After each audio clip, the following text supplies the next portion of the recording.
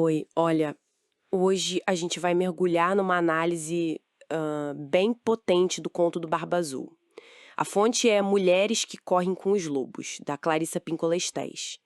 É uma história que, nossa, funciona quase como um mapa para certos conflitos internos.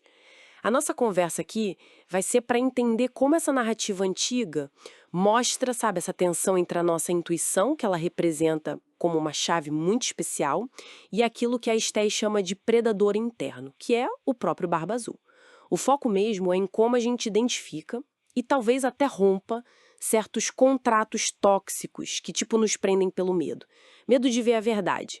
Exato. E essa interpretação que a gente tem aqui coloca a intuição no lugar fundamental, né? Como uma bússola interna mesmo. E toda a nossa análise vai girar em torno de uma pergunta-chave que o material levanta, que é um convite para a gente olhar para dentro com coragem, sabe? Para nossa própria senda. É muito forte essa imagem da intuição como uma chave que esquenta na mão. A ideia que ela traz é que essa sensação física, sabe? Quase um arrepio, um desconforto, é um sinal. Um sinal visceral de que algo ali não tá legal, não é confiável. É um alarme do corpo, não só um pensamento. Faz todo sentido, né? E essa sensação de alerta, essa tal chave quente, imagino que ela avisa justamente sobre certas portas proibidas que a gente encontra por aí, na vida mesmo. A análise vai fundo nisso, sim. E sugere que a pergunta crucial é: por que será que essa pessoa ou essa situação não quer que eu veja o que tem ali? Esse controle, essa coisa de esconder, já é um baita sinal de alerta. Um sinal vermelho, né? E a recomendação, caso a gente decida investigar, é bem direta. Entre com a luz acesa. O argumento é forte. É encarar a verdade mesmo que doa, liberta. É melhor do que viver naquela penumbra do engano, sabe? A clareza, mesmo que revele algo terrível, como lá no conto, é sempre preferível à ignorância que prende. E é justamente nesse confronto com a verdade que aparece a ideia do contrato tóxico. A visão que o material traz é que são acordos silenciosos, sabe? Não escritos, mas que nos amaram em dinâmicas que fazem mal. Pode ser com um chefe, um parceiro, uma crença limitante, até um hábito.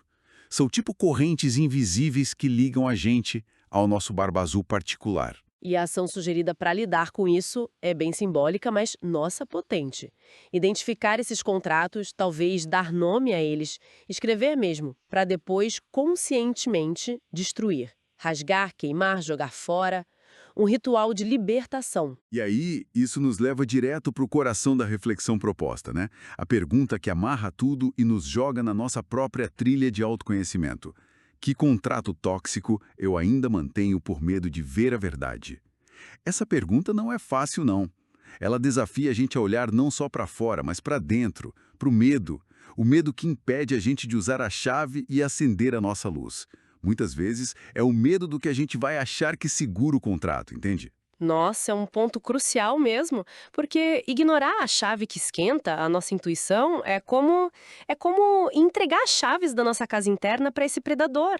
É deixar ele trancar as portas e manter a gente refém, refém da negação ou daquela ignorância que parece confortável, mas é perigosa pra caramba. Sim. A análise reforça a intuição como um instinto básico de sobrevivência. Psíquica, né? É a nossa capacidade natural de farejar o perigo e se proteger. É uma chance de se resgatar antes que a coisa fique feia, sabe?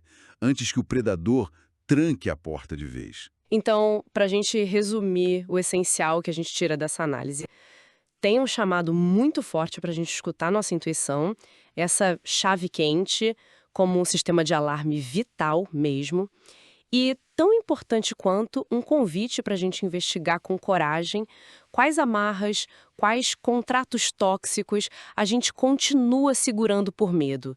Medo de encarar a realidade de frente. E para fechar, fica uma provocação. Algo que vai um pouquinho além do que a gente discutiu aqui.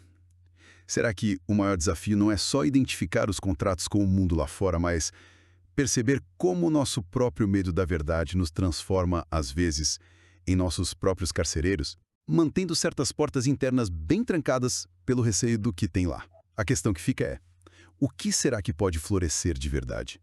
Que novos caminhos se abrem na nossa senda depois que um desses contratos finalmente se rompe e uma dessas portas é aberta, com a luz totalmente acesa?